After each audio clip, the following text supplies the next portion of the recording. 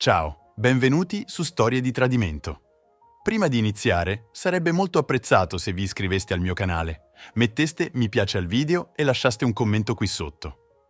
Questi semplici click significherebbero molto per il futuro di questo canale e ricompenserebbero davvero lo sforzo che metto ogni giorno. Ora, senza ulteriori indugi, iniziamo. Il mio nome è Connor e quando ripenso al mio matrimonio quindicennale con Mandy, fatico a credere quanto fossi cieco. Ci siamo incontrati quando avevamo solo 19 anni, giovani e sconsiderati. Lei era una cameriera in un diner vicino al mio campus universitario, io ero una matricola con grandi sogni ma poca direzione. Abbiamo subito legato, trascorrendo notti insonni a parlare di musica e film, e senza nemmeno conoscerci bene ci siamo sposati e abbiamo iniziato una famiglia. Il nostro primo figlio, Jacob, è nato quando avevamo 21 anni. Eravamo solo ragazzi noi stessi, cercando di crescere un bambino in un monolocale angusto mentre finivamo la scuola. Le finanze erano strette mentre bilanciavamo lavori part-time e lezioni. I genitori di Mandy l'avevano diseredata per essere rimasta incinta fuori dal matrimonio, quindi non avevamo una famiglia su cui contare. Lavoravo come barista e Mandy come cameriera di notte, mentre il nostro vicino badava al bambino. Litigavamo molto su come far quadrare i conti. Mandy voleva che lasciassi l'università per lavorare a tempo pieno mentre lei restava a casa, ma ero determinato a finire la mia laurea in ingegneria. Pensavo che entrambi avremmo dovuto lavorare e fare sacrifici se avessimo voluto fornire una vita decente al nostro figlio. Quegli anni ci hanno quasi distrutti.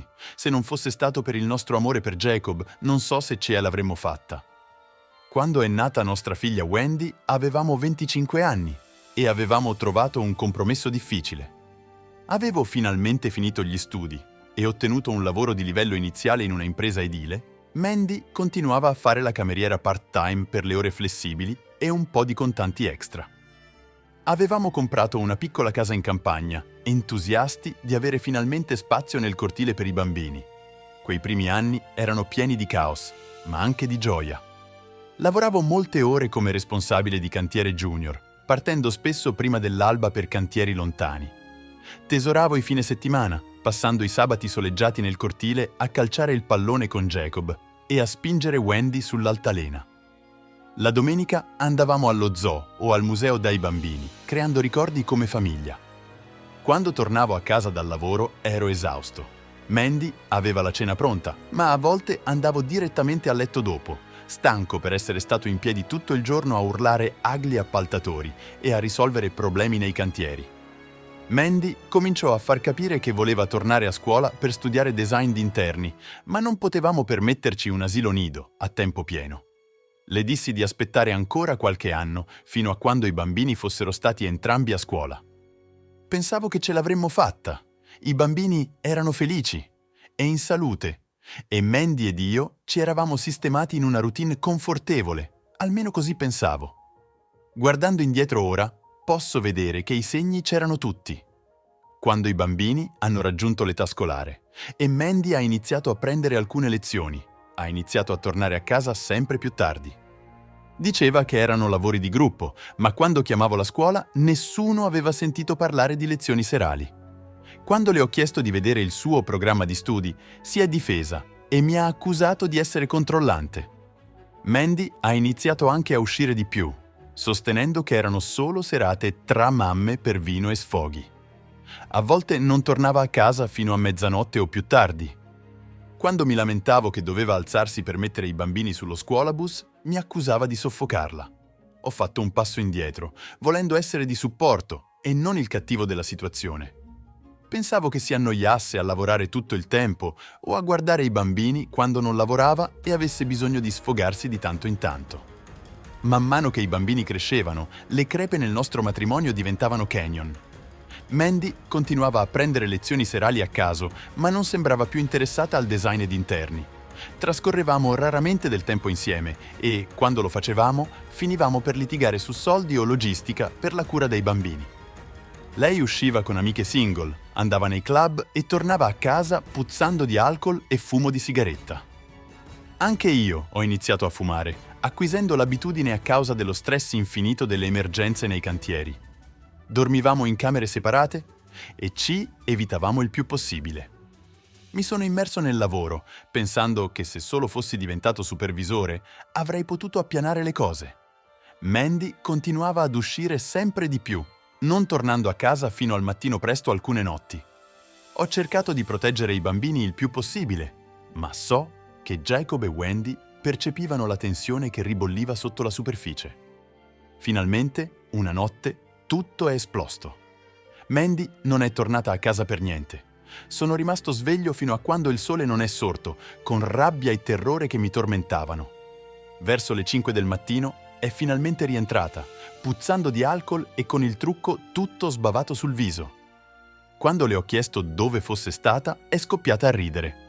«Ero con il mio amante Rick, ci vediamo da mesi. Sei proprio un idiota, Connor, questo matrimonio è uno scherzo». Le sue parole mi hanno colpito come un pugno. Ha continuato a parlare del suo ragazzo Rick, di come si incontravano per appuntamenti segreti in motel economici, di come lui la soddisfacesse in modi che io non potevo. Mi sentivo male, volevo urlare e infuriarmi, chiedere spiegazioni, ma i bambini dormivano al piano di sopra, quindi le ho detto tranquillamente di fare le valigie e andarsene. Lei è partita ancora urlando e imprecando, sbattendo la porta così forte che le foto sul muro hanno tremato. Sono rimasto sbalordito sulla poltrona. Come potevo essere stato così cieco? I segni c'erano tutti, ma li avevo ignorati, immergendomi nel lavoro e in una confortevole finzione di vita domestica. Avevo vissuto una bugia per anni, proprio sotto il mio tetto. Non ho detto subito ai bambini. Li ho lasciati passare la settimana scolastica cercando di comportarmi normalmente, ma dentro di me ero sconvolto. Venerdì pomeriggio ho finalmente seduto Wendy e Jacob. Ho spiegato loro perché la loro mamma era andata via, dicendo loro che aveva una relazione con un altro uomo e che le avevo chiesto di andarsene. Jacob, ora 15 anni, è diventato rosso dalla rabbia. Subito ha incolpato Mandy, chiamandola egoista e traditrice, dicendo che non voleva più parlarle. Wendy, a 11 anni, era più turbata. Piangeva mentre la tenevo, con singhiozzi profondi che scuotevano il suo corpo esile. Non avevo parole che potessero far stare meglio. Tutto quello che potevo fare era abbracciare stretti i miei figli mentre il nostro piccolo mondo crollava intorno a noi. Nei mesi successivi alla partenza di Mandy ho cercato di aggrapparmi alla stabilità per i bambini. Preparavo la colazione e la cena, controllavo i compiti e trattenevo le lacrime finché non rimanevo solo. Jacob non ha reagito esternamente dopo quel primo giorno, sigillando le sue emozioni, ma potevo dire che era addolorato.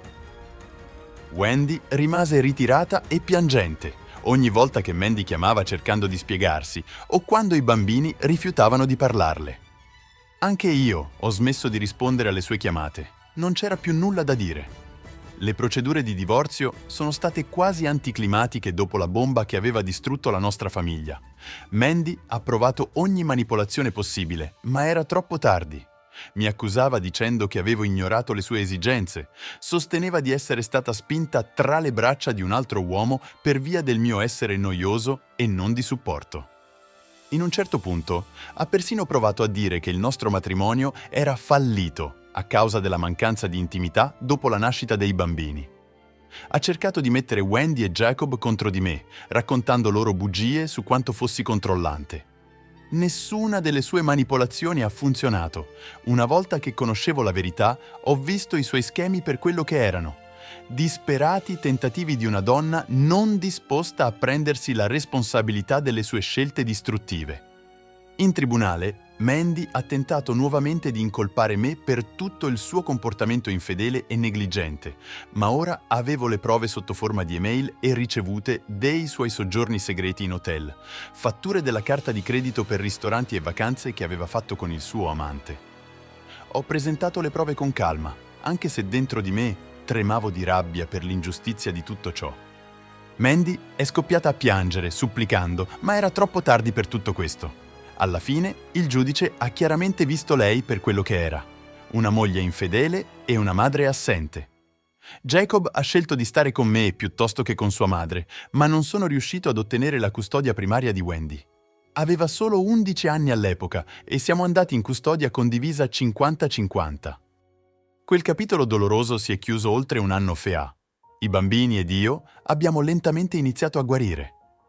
Jacob è ancora chiuso emotivamente e vuole poco a che fare con sua madre. La loro relazione potrebbe essere sempre tesa. Wendy, invece, ha trovato più accettazione.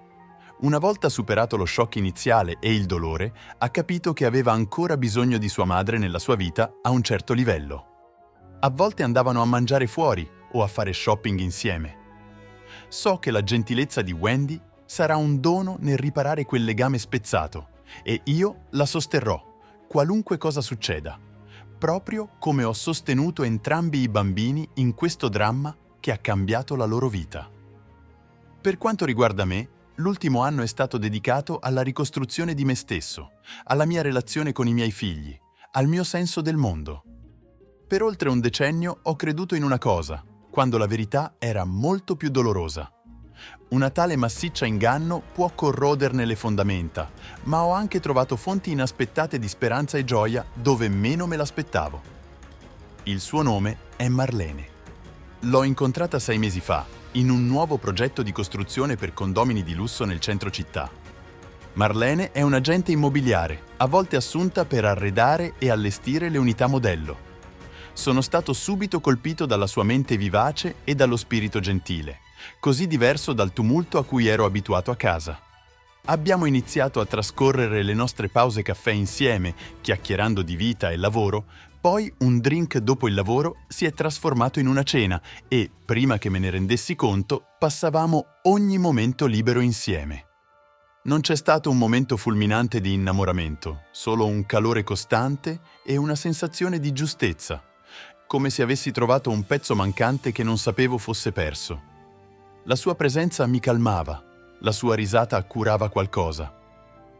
Quando ho finalmente detto ai bambini che avevo incontrato qualcuno, erano comprensibilmente diffidenti. La loro stessa madre aveva appena strappato la nostra famiglia in 2. Come avrebbero potuto fidarsi di un'altra donna che entrava nelle nostre vite? Ma quando hanno incontrato Marlene, la sua cura gentile ha sciolto i loro dubbi. Lei mi fa sentire vivo di nuovo, dopo anni di semplice esistenza. Quando siamo insieme, ricordo cosa significa avere una vera partnership.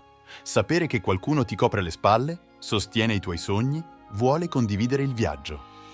So che andremo avanti lentamente per amore dei bambini, ma posso immaginare un futuro con Marlene, una possibilità di ricostruire la mia vita in qualcosa di bello di nuovo. Il cammino davanti presenta le sue sfide. Ho ancora momenti di dolore e rabbia per il tradimento di Mandy che mi coglie di sorpresa. La mia relazione con Jacob rimane cauta, entrambi timorosi di fidarci troppo e troppo presto di nuovo. Ma la ricostruzione richiede tempo e tutte le cose crescono più forti con la cura. Quello che Mandy ha rotto, Marlene ed io possiamo riparare. Quando ora ripenso al mio matrimonio fallito, una parte di me è triste per il ragazzo ingenuo che ero, che credeva nel e vissero felici e contenti. Ma per lo più mi sento grato. Grato per le seconde opportunità, grato per i miei figli forti che mi hanno sostenuto nell'anno più difficile delle nostre vite e grato per Marlene, una donna la cui amore e luce hanno sollevato le ombre del passato. Non so se mi sposerò di nuovo, per ora mi concentro su scrivere una nuova storia, un giorno alla volta. Non sarà perfetta o prevedibile, ma sarà reale.